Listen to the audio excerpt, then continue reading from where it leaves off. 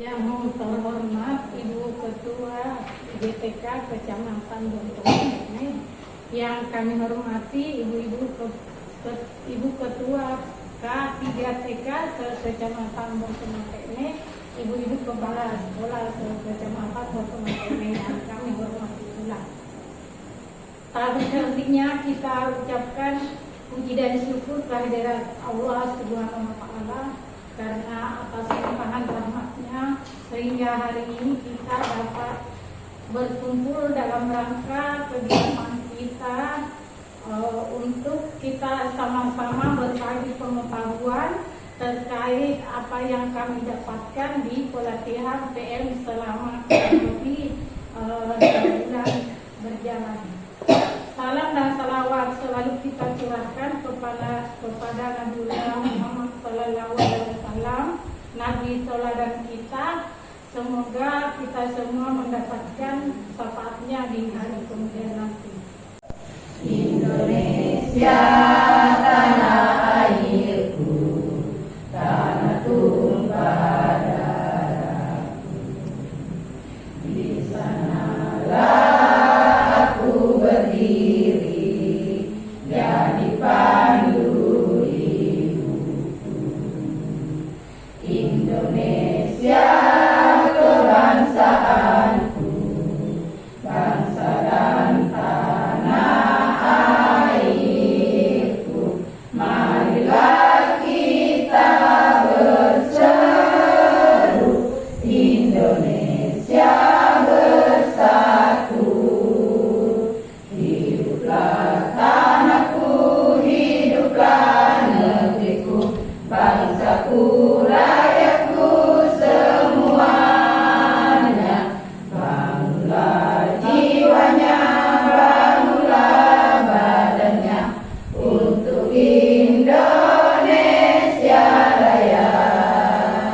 Indonesia Raya, merdeka, merdeka, tanahku, negeriku yang ku cinta.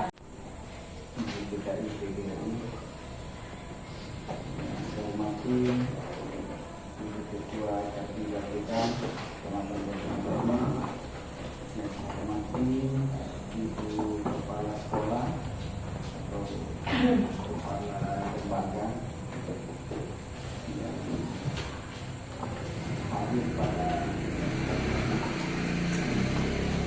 rekan guru yang juga berpartisipasi hadir pada kesempatan ini. Ini yang diundang kepala sekolah atau Kepala sekolah di karena sesuai arahan di atas, jadi di kelompok kerja kepala TK. Tapi saya kira lebih bagus kalau ada teman guru yang ikut. Lebih bagus supaya sampai di sekolah bisa kerjasama menyampaikan ke teman-temannya di sekolah masing-masing. Saya ulangi, kita kembali menjadikan puji syukur kepada Allah Subhanahu wa Ta'ala karena sampai pada pagi hari ini kita masih sehat, masih diberi kesempatan untuk berkumpul di tempat ini dalam rangka. Jadi sesuai dengan jadwal kita, penyelarasan visi, misi dan tujuan satuan pendidikan dengan pembelajaran mendalam.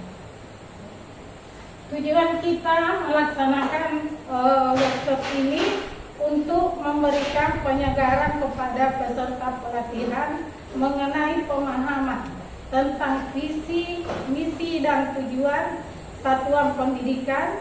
Kemudian peserta pelatihan akan mempelajari materi perumusan ulang visi, misi, dan tujuan satuan pendidikan yang sesuai dengan konsep pembelajaran mendalam, dan bagaimana kepala satuan pendidikan dapat memahami prinsip-prinsip untuk meningkatkan rasa kepemilikan warga satuan pendidikan terhadap visi, misi, dan tujuan satuan pendidikan ke dalam sebuah strategi.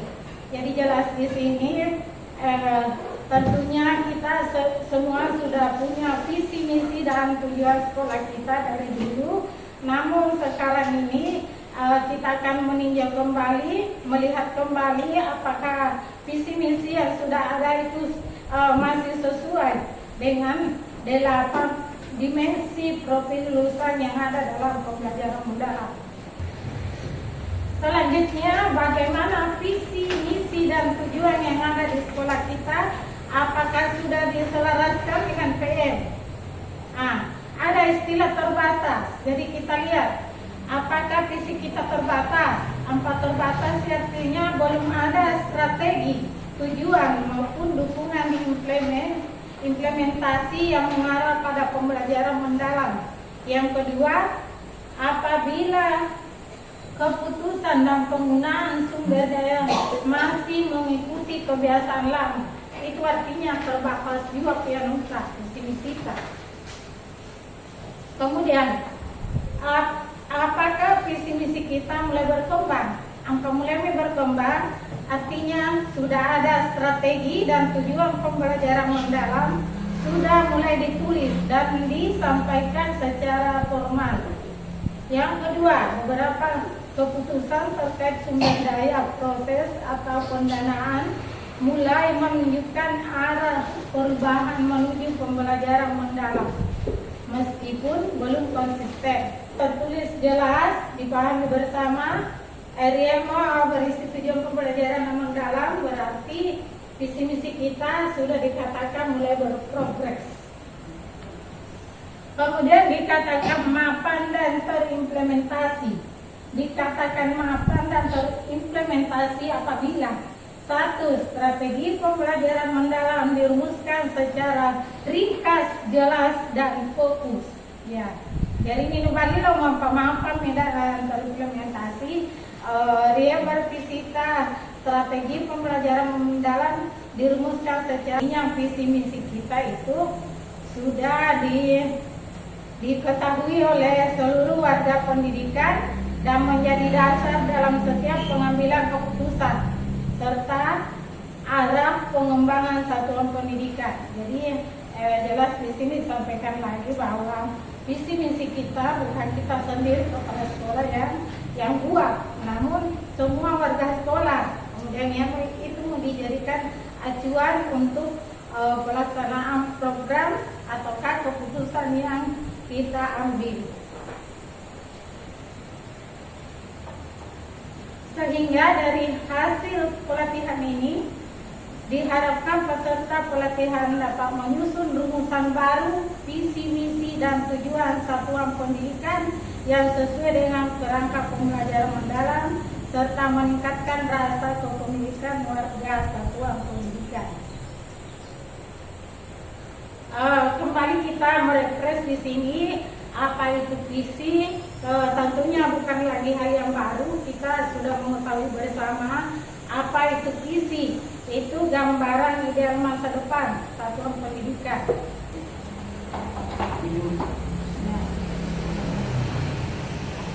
Visi, misi, dan tujuan yang kuat perlu mencerminkan komitmen terhadap pendidikan yang bermutu untuk semua, serta mengadopsi pendekatan pembelajaran mendalam yang menumbuhkan eksplorasi, kolaborasi, refleksi, dan inovasi di ruang-ruang belajar.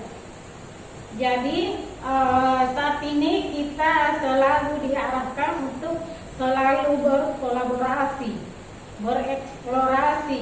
Kemudian kita diharapkan untuk selalu merefleksi apakah visi misi kita yang sudah ada itu perlu direvisi ataukah perlu ditambahkan sesuai dengan keadaan yang sekarang, karena tentunya keadaan yang dulu 2 tahun yang lalu tidak akan sama dengan keadaan saat ini karena adanya perkembangan. Jadi makanya kita diharapkan untuk selalu merefleksi, kemudian melahirkan inovasi baru untuk melakukan perubahan demi peningkatan pendidikan kita. Selanjutnya, visi merupakan gambaran masa depan yang dicapai oleh satuan pendidikan. Visi memberikan panduan arahan serta motivasi bagi satuan pendidikan. Visi harus ideal, realistis, kredibel, atraktif, relatif, singkat, mudah dipahami dan berfokus pada mutu serta memotivasi setiap pemangku kepentingan. Visi satuan pendidikan yang ideal harus mencerminkan prinsip learning organization atau organisasi pembelajar yang menempatkan satuan pendidikan bukan hanya sekedar tempat belajar murid, tetapi juga menjadi komunitas yang terus berkembang dan menjadi pembangkit atau trigger bagi kepala satuan pendidikan, guru, murid, dan masyarakat secara aktif belajar bersama untuk mencapai visi bersama. Juga kami mau tanya, apakah umurnya visi misi kita itu sudah mencapai berapa tahun? Apakah sudah 5 tahun atau 2 tahun? Ya, jadi kalau misalnya visi misi kita sudah mencapai 5 tahun, itu sudah wajib untuk direvisi. Jadi ada sebuah pencipta buku yang bernama Senge menekankan bahwa visi yang efektif harus dibangun secara kolektif, tidak hanya ditentukan oleh pimpinan, tetapi juga melibatkan guru dan komunitas satuan pendidikan. B. Menjadi sumber inspirasi. Visi harus memotivasi warga sekolah pendidikan untuk terus belajar dan berinovasi. C. Jadi ini saya kira memang juga sangat berhubungan dengan SPMI yang akan kita lakukan nanti. Karena di sini dalam pembahasan visi juga kita dituntut untuk memperhatikan kondisi lingkungan. Jadi misalnya kondisi lingkungan kita sangat ada budayanya yang sangat menonjol, ya itu bisa dimunculkan dalam visi kita. Dan di dalam buku panduan pengembangan kurikulum disebutkan bahwa pernyataan misi menunjukkan secara jelas mengenai apa yang hendak dicapai oleh satuan pendidikan. Rumusan misi selalu dalam bentuk kalimat yang menunjukkan tindakan. Ya. C. Antara indikator visi dan rumusan misi harus ada keberkaitan atau terdapat benang merahnya secara jelas. Satu indikator visi dapat dirumuskan lebih dari satu rumusan misi. Nah, dalam mendalam ini kita diarahkan untuk misi kita itu menggambarkan upaya bersama yang berorientasi pada murid. Tujuan satuan pendidikan adalah indikator keberhasilan. Menurut panduan pengembangan kurikulum, bahwa tujuan satuan pendidikan itu merancang tujuan yang menggambarkan keselarasan dengan 8 dimensi profil lulusan. Di antaranya mampu berpikir kritis, berperilaku baik, memiliki empati, dan siap hidup di tengah masyarakat yang terus berubah. Tujuan yang baik akan mencerminkan karakteristik lulusan yang ingin dibentuk. Satuan pendidikan perlu merancang tujuan yang menggambarkan keselarasan dengan 8 dimensi profil lulusan. Ya, jadi di pembelajaran mendalam ini kita diharapkan untuk menyusun tujuan itu menggunakan metode SMART. Apa itu S-nya? Spesifik. Artinya spesifik itu sederhana, yang jelas, tidak perlu panjang lebar di visi misi tujuan kita. Yang kedua, M-nya terukur. Jadi di tujuan yang ingin kita capai itu ada ukuran, misalnya 90% anak mampu melakukan ibadah di tahun 2028. Di bagian A-nya attainable, dapat dicapai atau masuk akal. Kemudian bagian R-nya relevan dengan misi dalam pembelajaran mendalam. Kemudian bagian T-nya terdapat alokasi waktu ketercapaian.